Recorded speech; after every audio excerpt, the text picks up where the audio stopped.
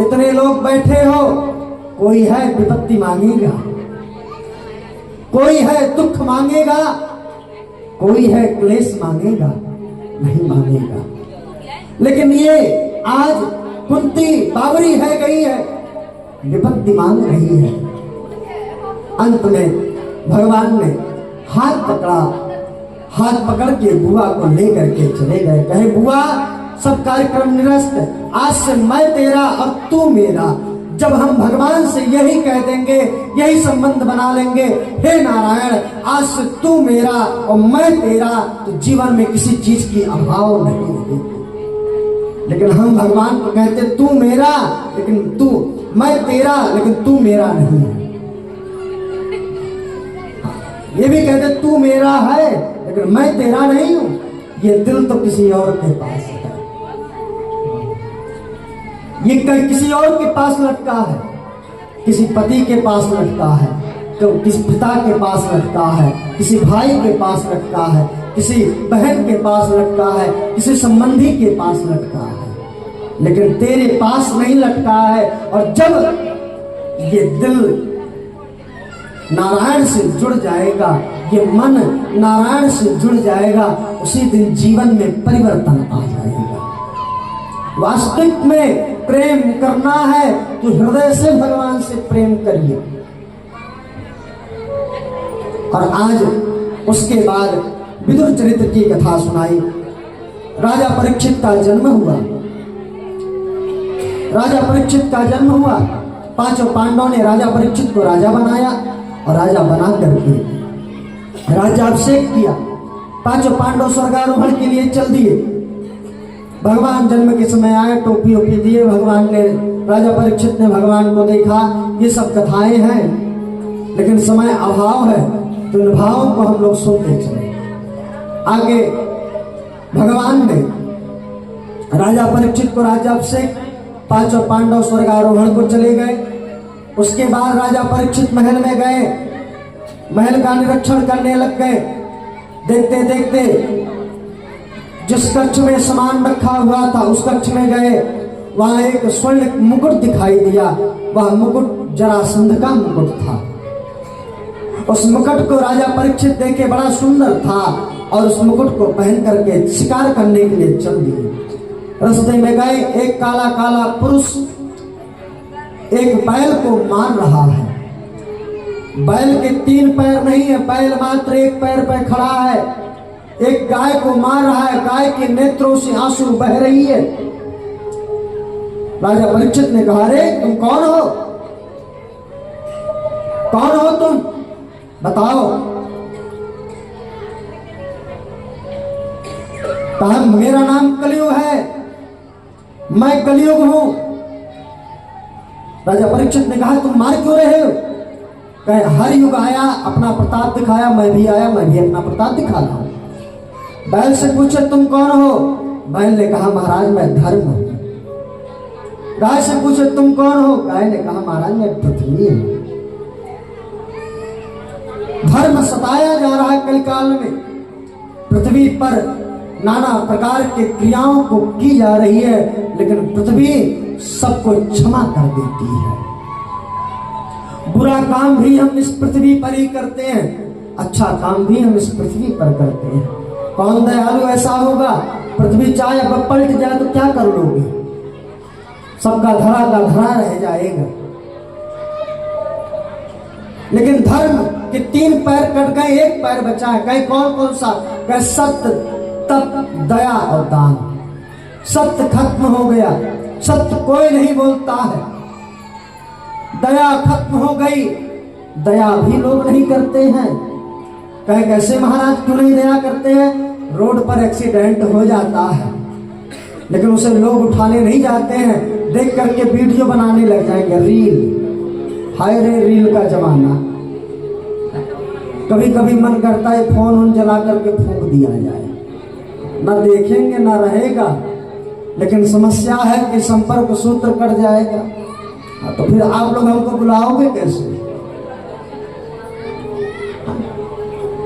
तो हाय रे रील का जमाना। रील बनाते बनाते रेलगाड़ी बन गई।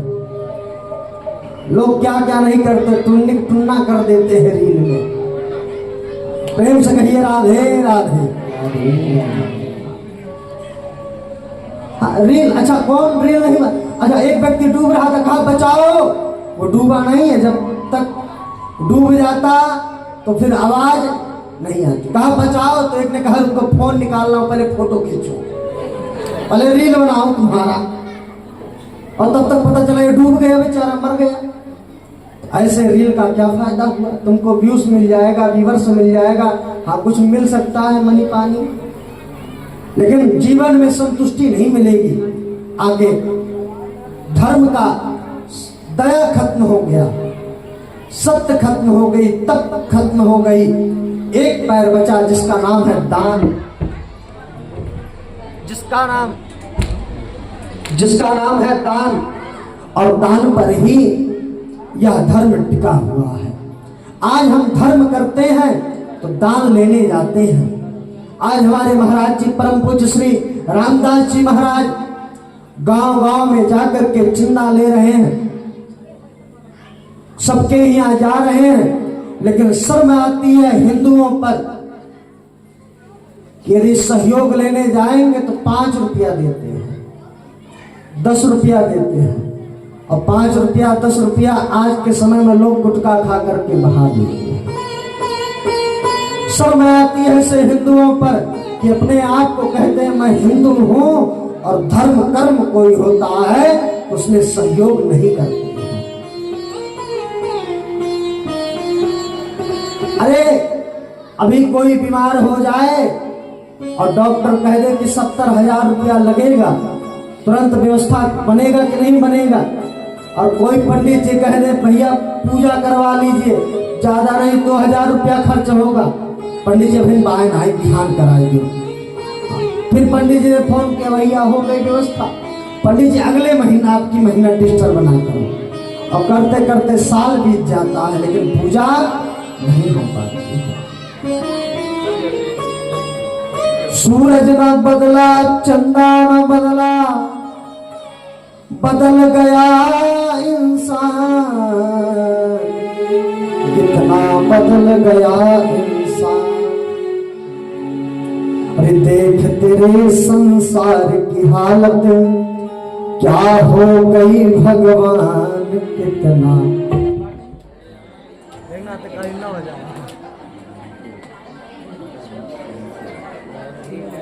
आधा घंटा तो यही खा हमारा समय पूरा हो गया, उसके बाद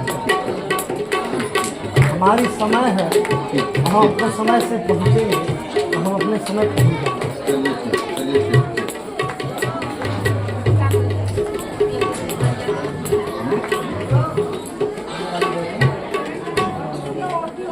कीर्तन कराओ, कीर्तन गाओ सब लोग।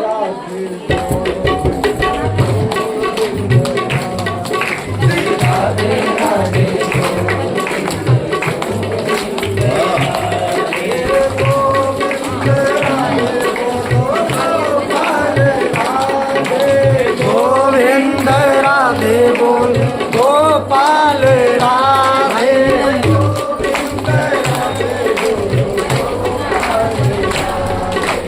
गोविंद राधे बोल गोपाल राधे।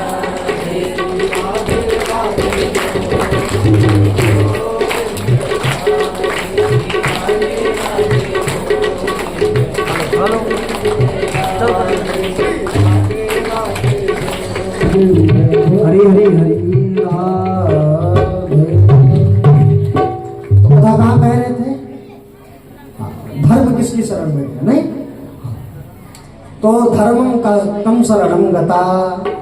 तो ये आजकल हम लोग दान जो है नहीं कर रहे हैं, और सत्यता है भागवत जी में एक ही पैर पर धर्म टिका है जो है सहयोग। आप नहाने जाइए, सरजू जी जाइए, अयोध्या जाइए, प्रयाग जाइए, तो आप कुछ दान पुण्य करने के लिए जाते हैं कि नहीं जाते हैं? पूजा पाठ करती है तो सीधा छूती है कि नहीं छूती है? यही सब दान है, यही दान है, और कुछ नहीं कह रहे दान को। ये नहीं कह रहे अपना घर दान कर दीजिए, घर दान कर दोगे रहोगे कहाँ? जमीन दान कर दीजिए, या जमीन दान कर दोगे तो फिर खाओगे क्या? दान करिए, यदि ज्यादा है 10, 20, 50 बीघा है, 100, 200 बीघा है तो 2-4 बीघा धर्म के लिए भी दान कर दीजिए। कोई लेकर के तो नहीं जाएगा। धन की 3 गति, दान भोग नाश। पहली गति है दान, दान कर लीजिए। दूसरी गति है भोग, धन का भोग कर लीजिए। तीसरी गति है नाश, तीसरा नाश हो जाएगा। आज हमारे रामदास जी महाराज आप सभी के बीच में जा जा करके यदि धर्म का प्रचार कर रहे हैं तो वास्तविक उनसे बड़ा धर्म रक्षक कोई और नहीं है, क्योंकि वो सनातन के लिए जी रहे हैं, सनातन के लिए मर रहे हैं। आप अपने बिस्तर में हो जाते हैं, कमरे में पैक होकर के ब्लोअर चला करके आनंद लेते हैं, लेकिन हमारे रामदास जी महाराज इसी टेंट के नीचे बैठ करके और वहीं पर निवास करके और प्रतिज्ञा ले लेते हैं पहले दिन से ही कि जब तक यज्ञ पूरा नहीं हो जाएगा तब तक मैं उस स्थान को न त्यागूंगा, और उस स्थान के लिए, उस यज्ञ के लिए जो भी मुझे करना पड़ेगा मैं करूंगा। कार्यक्रम शुरू होने से पहले बहुत खर्चा होता है। कलश यात्रा, कलश लाना, प्रचार करना, बैनर लगवाना, पोस्टर करना, यहाँ के 2-4 लोगों की भोजन की व्यवस्था लगाना।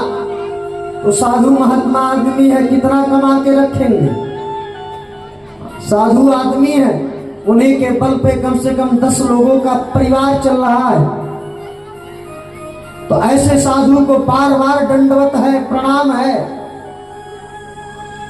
और आप लोग को हर वर्ष कथा सुनने का भी अवसर मिल रहा है, और मैं चाहता हूं कि यदि आप लोग बढ़िया सहयोग हर वर्ष दें तो हर वर्ष यह कार्यक्रम चलता रहे, हर वर्ष यह कार्यक्रम चलता रहे। ये कड़ी रुकनी नहीं चाहिए। मैं आऊं या ना आऊं कोई बात नहीं, मुझे बुलाना या मत बुलाना, लेकिन इस कड़ी को रुकने मत देना, इस कड़ी को रुकने मत देना। ये कड़ी चलनी चाहिए, क्योंकि यही धर्म का एक सच्चा प्रमाण है। धर्म को परिवर्तन, अपने आप को परिवर्तन करना है तो धर्म से जोड़िए। आज ना जाने कितने लोग क्रिश्चियन बन जा रहे हैं, ना जाने कितने लोग ईसाई बन जा रहे हैं, ना जाने कितने लोग अपने धर्म को छोड़ करके अलग धर्म में चले जा रहे हैं, मात्र पैसे के लोभ में। पैसा मिल जा रहा है इसलिए चले जा रहे हैं। अरे शर्म करो, दूसरे धर्म में दूसरे धर्म में यदि जाना ही है तो नारायण पहले ही तुम्हें उस धर्म में पैदा कर दिया होता, तुम्हें हिंदू धर्म में नहीं पैदा करता। और तुम्हारा सौभाग्य है कि सनातन धर्म में तुमने जन्म लिया है, और जो अपने धर्म को परिवर्तन करता है, मैं इस व्यासपीठ से कहता हूं, वो अपने मां को बदल देता है, अपने पिता को बदल देता है, जो धर्म परिवर्तन करता है। धर्म परिवर्तन रुकना चाहिए, और आप लोग जब जगेंगे तभी धर्म परिवर्तन रुकेगा और सनातन आगे बढ़ेगा। आप लोग कृष्ण के भक्त हैं, यदुवंशी हैं, यदुवंशियों ने भगवान श्री कृष्ण है यदुवंशी। आप लोगों को गौरव होना चाहिए कि हमारे सनातन में हमारे कृष्ण ने जन्म लिया है। लेकिन बहुत शर्म आती है कि जब कृष्ण के नाम पर कोई कार्यक्रम रखा जाए, जब कृष्ण के नाम पर अपने आप को हिंदू कहेंगे, लेकिन हिंदुत्व के कार्य में टांग लगाने का काम भी करेंगे। ऐसे बढ़िया भैया कुछ कहो मत, शांत हो जाओ। सहयोग नहीं कर सकते हो तो विरोध भी मत करो। जो हो रहा है उसे होने दो, जो हो रहा है उसे होने दो, नहीं तो उसका प्रमाण बहुत गलत प्राप्त होता है। धर्म अंत में नारायण की शरण में गया और भगवान ने कलयुग से कहा, तुम्हारे अंदर ऐसा क्या गुण है, मैं तुम्हें छोड़ दूं। कलयुग ने कहा, महाराज मेरे अंदर एक गुण है, मेरे अंदर लाख दोष हैं, लेकिन एक गुण है। कहे कौन सा? कलयुग के बल ओ कलयुग के बल नाम आधारा सुमेर सुमेर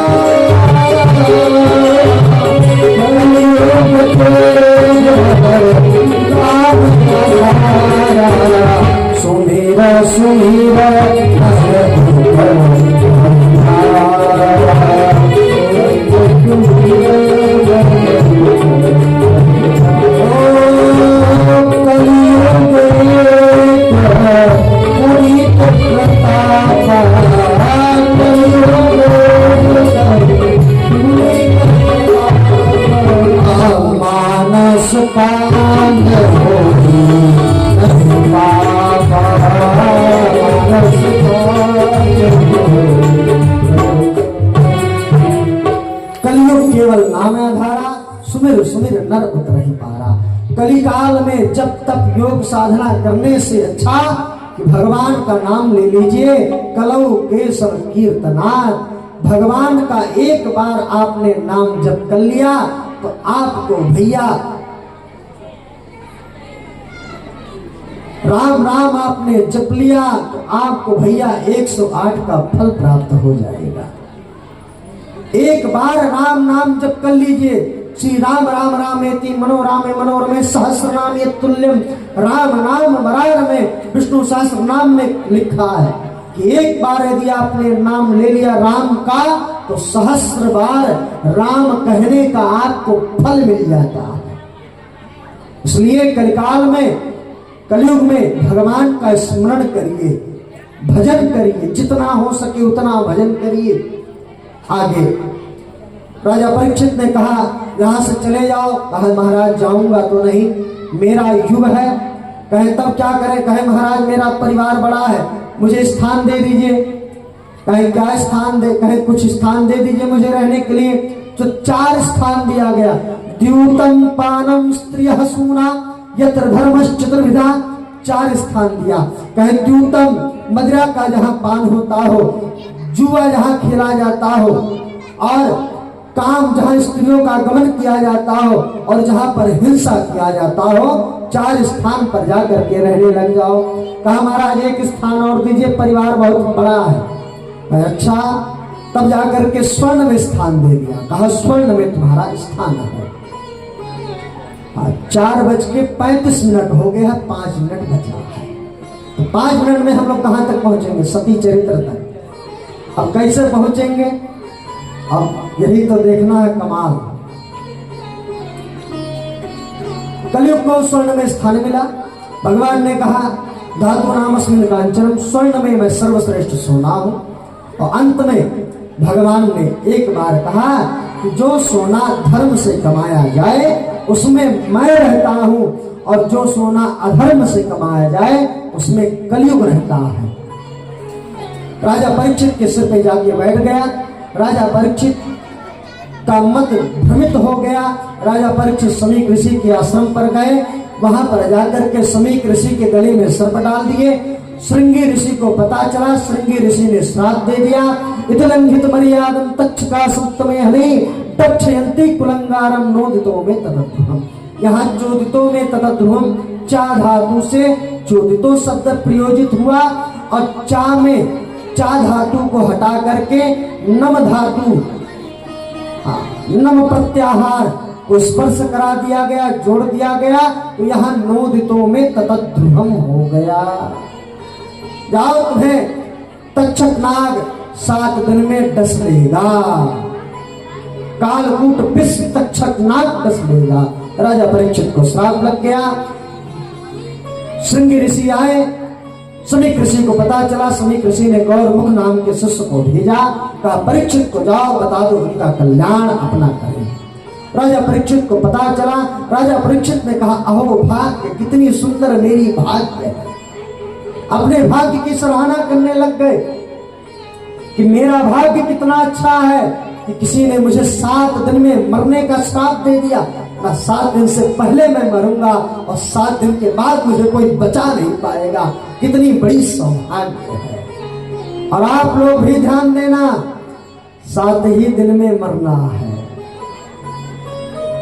8वां दिन नहीं आएगा। अच्छा कहो 8वें दिन नहीं आएंगे बाबा हम बच जाएंगे।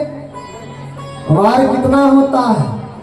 7, और 7 ही दिन में हम सबको जाना है। तो भैया अरे जाना है तो तैयारी बढ़िया कर लो। तैयारी जितनी सुंदर करोगे उतना ही जीवन में आनंद आएगा। कहे तैयारी किससे करें? कहे मरने की तैयारी करो। पूरा जिंदगी हम जीते किस लिए? एक दिन मरने के लिए। जीते कि नहीं जीते? एक दिन मर जाना है, और मर जब जाएंगे तो कुछ जाने वाला नहीं है। इसलिए मरने की तैयारी बढ़िया करो। आचार्य सुखदेव राजा परीक्षित को पता चला। राजा परीक्षित ने जन्मेजय को सारा राजपाट दे दिया और दे करके शुक्रताल की पावन भूमि पर जाकर के बैठ जाते हैं। और वहीं पर वर्याने सते प्रश्नः तत्रा भवत भगवान व्यास पुत्रो बभूवा अधिक्षया गामटमानो नपेक्षः अलक्ष लिंगो निजलाभतुष्टहि वृतश्च बालः रवदूत भेषः। अवधूत वेशधारी सुखदेव महाराज का प्राकट्य हो गया। बोले सुखदेव भगवान की। और सुखदेव जी महाराज आए। राजा परीक्षित ने एक प्रश्न किया कि वर्याने सते प्रश्नः, द्वितीय स्कंद 1 अध्याय 1 श्लोक। वर्याने सते प्रश्नः कृतो लोकहृतं नृपा आत्मवित् सम्यतां पुंसा श्रोतव्यादिषु यत्परः। हे प्रभु, जैसे 7 दिन में मरने की श्राप लग गई हो, ऐसे व्यक्ति को क्या करना चाहिए? सुखदेव जी ने इस प्रश्न को सुनकर के गदगद हो गए और भगवान के 24 अवतारों का नाम गिनाए। कहे भगवान के 24 अवतार हुए और भगवान के रूप का वर्णन बताए। उसके बाद कहते हैं राजा परीक्षित, ऐसी कोई जगह नहीं जहां हमारे बजरंगबली की चली नहीं। ऐसी कोई जगह नहीं है कि जहां मेरा परमात्मा विद्यमान न रहता हो। हरि हरि व्यापक सर्वत्र समान, हरि व्यापक सर्वत्र समान।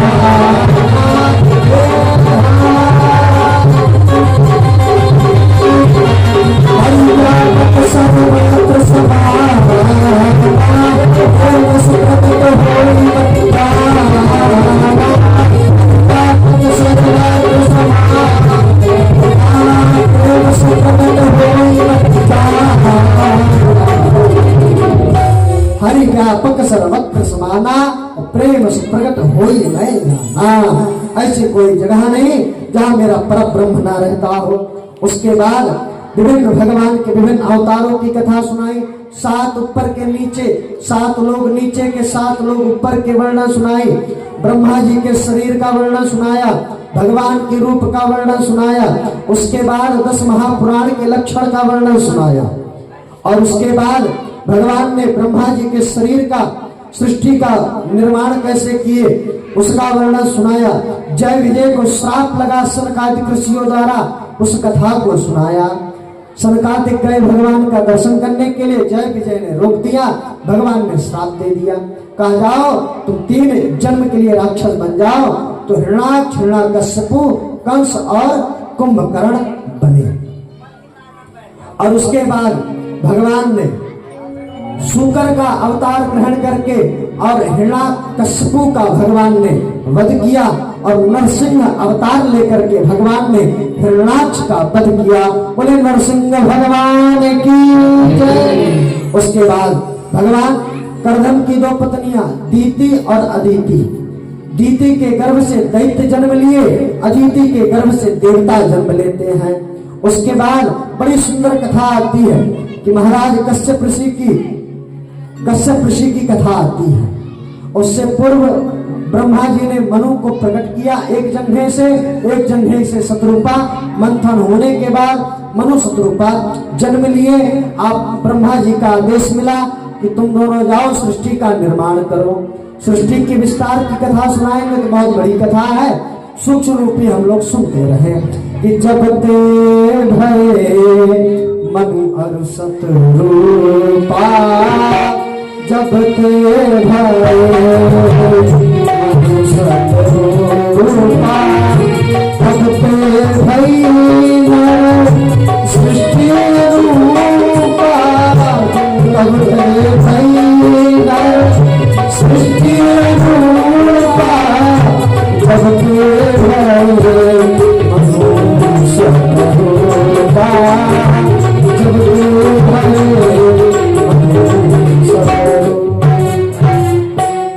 जब ते भये मनु सतरूपा, तब ते भई नर सृष्टि अनुपा। अच्छा, हमारा घड़ी लगता है कुछ आगे है, फोन में हमारे 4:26 हो रहा है, अभी हमारे पास 4 मिनट बचा है और घड़ी में हमारे थोड़ा समय 5 मिनट आगे है, लेकिन फोन की मानी जाएगी, फोन की मानी जाएगी कि नहीं मानी जाएगी? अच्छा सुनाए, 4 मिनट और आप लोगों से समय लेते हैं, अपने समय पे हम रहेंगे। और तब से सृष्टि की निर्माण हुई। मनु सतरूपा के द्वारा 3 कन्याओं ने पहले जन्म लिया और 2 पुत्र ने जन्म लिया, उत्तानपाद और प्रियव्रत। मनुस्त सतरूपाया तीसरा कन्यश्च जाग्रे, आकृति देहुतिश्चा प्रसूति विस्तृतः। महाराज मनु जी के द्वारा 3 पुत्रियां जन्म ली और 3 पुत्रियां कौन कौन? कहीं आकृति, देहुति और प्रसूति। आकृति, देहुति, प्रसूति का जन्म हुआ और उत्तानपाद और प्रियव्रत 2 पुत्र पैदा हुए। आकृति का विवाह रुचि प्रजापति के साथ हो गया, प्रसूति का विवाह दक्ष प्रजापति के साथ हुआ और देहुति का विवाह महाराज करधम जी के साथ हुआ। करधम जी भगवान की तपस्या कर रहे थे, तपस्या करने के बाद उन संसार में आए जब, तो देखते हैं कि ये संसार बड़ा आनंदित हो रहा है। किसी का बालक के कर रहा है, किसी का बालक खेल रहा है, किसी का बालक हंसा रहा है। तो बालक को देख करके मोहित हो गए, कहे महाराज हमारा भी यदि विवाह हो जाता तब आनंद हो जाता। अच्छा, विवाह का लड्डू, विवाह, पहले विवाह और फिर आह। अच्छा, विवाह जब होता है तो शुरू में क्या लगती है पत्नियां? आहा, हमारी पत्नी तो चंद्रमुखी है। कहूँ बरहर पाए गए, हाँ अरे तो दुल्हनिया बड़ी सुंदर, हाँ सब तुम्हारा आशीर्वाद है। हाँ तो पत्नी क्या हुई 1 साल तक? अम्मा कई पत्नी मेरी चंद्रमुखी। और जब 1 आध बच्चे हुए तो क्या कहे? कई पत्नी मेरी चंद्रमुखी। तब मेरी पत्नी सूरजमुखी हो गई, पहले थी चंद्रमुखी। अब 1 आध जब बच्चे हो गए तो बच्चे होने के बाद पत्नी मेरी कौन हुई? कहीं सूरजमुखी है। अब थोड़ा थोड़ा समय हमको देती है। और जब 2-3 बच्चे हो गए तो पूछे तुम्हारी अब पत्नी कौन है? कहीं अब मेरी पत्नी ज्वालामुखी है। अब जब देखो तो धाए धाए धाए धाए, हर बात पे धाए, हर बात पे धाए, अब ज्वालामुखी हो गई। अच्छा, आप लोगों में से कोई नहीं है, तुम सबको नहीं कह रहा हूं मैं। अच्छा, कह किनको रहा हूं जान रहे हो? किनको कह रहा हूं? अब हम आस पास क्षेत्र जानते होते तो नाम ले लेते। अच्छा, खजरी के बाहर के लोगों को कह रहे हैं, अब मालहन पार के बाहर के लोगों को कह रहे हैं। नहीं तो यहाँ फिलहाल इनका ससुराल यही है, घर यही है, भले मालहन पार के हो तो भाभी हो भी वही है, तो बाहर के लोग ज्वालामुखी। तो प्रेम से कहो राधे राधे। अब महाराज देहुति करधम भगवान आए, संसार को देखने के बाद तपस्या किए, कहे अब मेरा विवाह होना चाहिए। ये बाबा विवाह के लिए तपस्या कर रहे हैं, 10,000 वर्ष तक तपस्या किए। भगवान आके दर्शन दिए, दर्शन देने के बाद कहते महाराज आपका विवाह मनु की पुत्री देहुति के साथ मैंने तय कर दिया। मन मन आवे मूड हिलावे, मन में है कि विवाह कब हो जाए, और शर्मा के करे अभी विवाह करने का उम्र है क्या? अभी मैं विवाह नहीं करूंगा, अभी नौकरी करूंगा। अरे कल में तो बुढ़े हो जाओगे, 35 साल के हो जाओगे तब विवाह करोगे। हाँ तो जब तुम बुढ़े हो जाओगे तो फिर क्या होगा? तो फिर 51-52 के होगे तब लेकर बारात चलोगे। अरे जल्दी कर लो विवाह ताकि बारात की चढ़ाई जल्दी की जाए। प्रेम से कहो राधे राधे। अब महाराज भगवान आए, आकर के दर्शन दिए, कहे कि तुम्हारा विवाह मैंने तय कर दिया। कहे यदि आपने तय कर दिया है तो हम कर भी लेंगे। यदि आपने तय कर दिया तो महाराज हम कर लेंगे, कोई बात नहीं। विवाह तय हो गया, देवहूति की परीक्षा लिए, देवहूति पास हुई और उसके बाद कर्दम ऋषि ने एक वरदान मांगा, प्रभु कि आप हमारे पुत्र बन के आएंगे तो ही मैं विवाह करूंगा। भगवान ने कहा जाओ, मैं वचन देता हूं कि मैं तुम्हारा पुत्र बन करके आऊंगा। देवहूति के गर्भ से पहले 9 कन्याओं ने जन्म लिया, 9 कन्या जन्म ली और 9 कन्या के बाद एक पुत्र का जन्म हुआ जिसका नाम है कपिल। कपिल भगवान की जय। कपिल नारायण के अवतार हैं। कपिल भगवान ने अपनी माता को बड़ा सुंदर उपदेश दिया। यदि इस उपदेश को सुने तो बड़ा समय लगेगा और बहुत आनंदित उपदेश है जिसका नाम है कपिलोपाख्यान। बहुत सुंदर ढंग से अपनी माता को समझाए। उसके बाद अपने माता का उन्होंने कल्याण किया, अपनी पुत्र को ही अपना उन्होंने गुरु बनाया। उसके बाद दक्ष प्रजापति का विवाह होता है किसके साथ? प्रसूति के साथ। दक्ष की कितनी कन्याएं हुई? 16 कन्याएं हुई। 13 धर्म को ब्याही गई और एक स्वधा को, एक स्वाहा को और एक अन्य को ब्याही गई। और उसके बाद महाराज एक पावक को ब्याही गई। और उसके बाद इनकी एक पुत्री थी जिसका नाम था सती। और सती का विवाह जो है भगवान शंकर के साथ हो गया। एक दिन की बात, दक्ष प्रजापति ने एक यज्ञ किया। यज्ञ में सभी को बुलाया, सभी को निमंत्रण दिया और निमंत्रण देने के बाद कहा बाबा सब लोग आइएगा। यज्ञ बड़े धूमधाम से कर रहा था। देखिए, प्रभुता पाई काई मद नाही। ध्यान दीजिए, थोड़ी 5 मिनट और ध्यान दीजिए। जब व्यक्ति को सम्मान मिल जाता है, पद प्रतिष्ठा मिल जाती है तो उसे अभिमान हो जाता है। प्रभुता पाई काई मद नाही। दक्ष प्रजापति को भी अभिमान हो गया था और इधर दक्ष प्रजापति अभिमान में चूर था।